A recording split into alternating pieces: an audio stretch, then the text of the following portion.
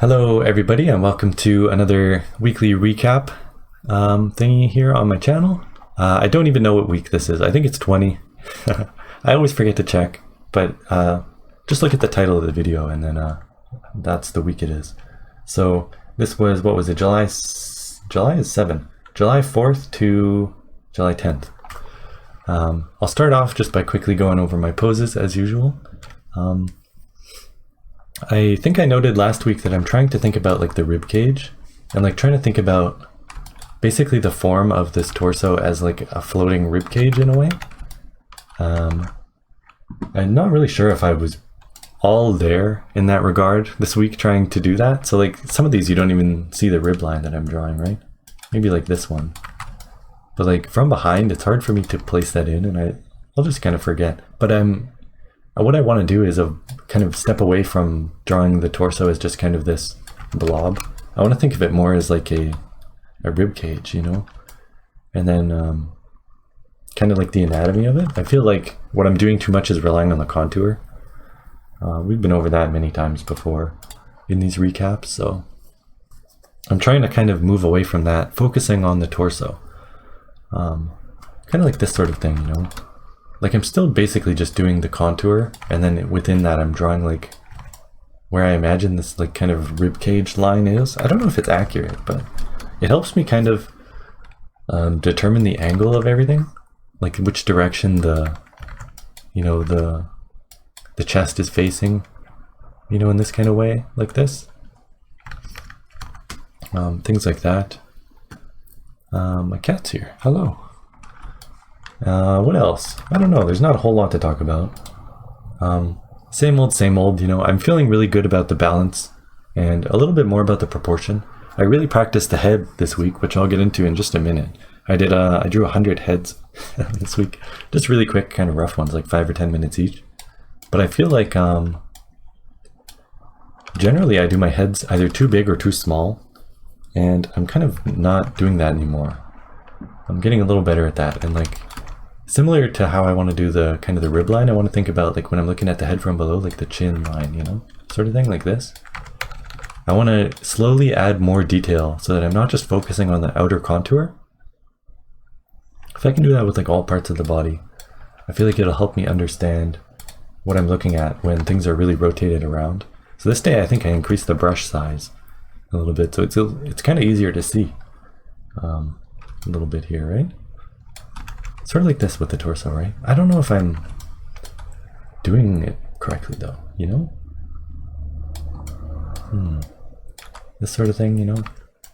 It's helpful, but it's still going to take me a bit to get used to this, for sure. But I think all in all, this week went fine. Like some of these are really nice, right? Like I'm getting the action and the balance pretty well in pretty much all of these cases, right? Like a lot of these are really good. This one's kind of weird. Foreshortening still kind of gets me.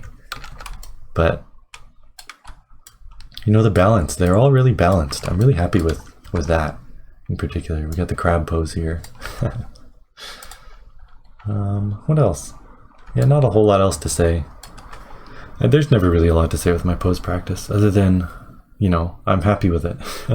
I always feel like I did a better job than I thought, you know? So there's that. I'm also focusing on these cross contour lines. Like anything I can do to see in more 3D, you know, to try and like, cause this is a little bit of foreshortening going on here, right? Anything I can do to help myself with that, you know, a little bit at a time I want to work on. And then here's today's. So this is a little compact. This was a hard pose. I couldn't figure out how to really separate this, but all in all, I'm pretty happy with the whole week, you know? Again, like foreshortening here, this leg is like coming toward and then heading away. This sort of thing is really difficult. And it's heading away like that. I think that's like my biggest challenge is foreshortening. But I'll get there. You know, like when a hand is coming toward the camera, it's got to be bigger, that sort of thing. Anyway, there's that. There's my poses out of the way. So, like I said, this week I did 100 heads. So I've got them all numbered here. I just did them kind of really quick. Really what I was practicing is trying to, the main thing I noticed I struggled with over the week was like the jaw. Like coming up with like the chin and like basically the bottom of the ears to the chin, and like making sure that the head wasn't too wide. With that, I often forgot to kind of shave the sides of the head a little bit, you know, because I'd usually start with a circle. And when they're looking a little toward the camera, you kind of have to shave off the sides a bit. Like this is a little more round than I would like. There's like a lot of little things that I'm kind of forgetting, but overall I think I like this one a lot. By the way, the red numbers are from reference and the blue are from imagination. So that was day 1 there, 1 to 25.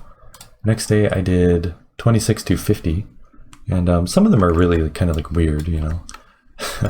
Like I was focusing on placing the facial features, so like trying to determine which, like there's a lot of real estate to cover, you know, on this head. I'm trying to determine like which part is like where the eyes go, things like that. Stuff like this would always happen. Like I would generally have the face too close to the front, where it should be like a little more back, this eye, right? It should be a little more this way. Things like that. And like same with this one, a number of them. Like even like this, they're a little too close together and too far forward. It's hard to think about like the full like roundness and like the curvature of the head. All in all, I'm pretty happy with how this turned out though. Here's the next day. Yeah, but like stuff like this, like what I'm saying with the jaw, I don't really know how to do it. It's really kind of, it makes it, you know, like it's really long here, and it makes the space of the face that I have to cover a little too large. Kind of like this, you know, and like this. They're all just very large. You know, big chin, like pretty much consistently. They're all very large chins and jaw lines. I couldn't really figure out how to get that, but like some of these are nice. Like it's pretty hit or miss, but I'm pretty happy with it in general. You know, it was good practice for me. The last thing I'll say is, you know, that I'm doing like the neck and the shoulders on each of these too. This actually kind of turned out to be good practice for that, more so than the head. Like I feel pretty confident in doing this sort of thing. Like if I have a head, I can draw like neck and shoulders pretty effectively, I think. I mean, more or less, right? But yeah. So that was this week's practice, 100 heads, right? I think it was pretty fun. I would like to do 100 torsos too, you know? Because I was talking about how I'm trying to figure out how to draw them as like a rib cage and like think of them as 3D and like rotating in different angles and stuff. This was good practice for like figuring out what I don't understand about like when the head becomes more of a profile, when it's turned like this, you know, like this side of the face, how you draw the eye like at the edge like that. It was good practice in this because I realized I basically don't know how to do it, you know. And again, this eye's too far forward. It could be back a little more. So there's like a lot of little things that I realized doing this practice. I don't necessarily feel like I learned a whole too much, but I feel like I definitely realized where I'm lacking. So it's like now I can go practice that specific stuff. So I want to do that again with like the torso. I don't know how I'm going to do it though, but maybe like next week I'll think about it, right? So yeah, that's that. That's my 100 head challenge. Next I wrapped up playing Passepartout here. This is like the last day's drawings. Yeah, so this game was really fun. I drew a bunch of Soul Calibur stuff today and then just a random lighting test here. But yeah, this was all just from reference basically. Just a fun wind down.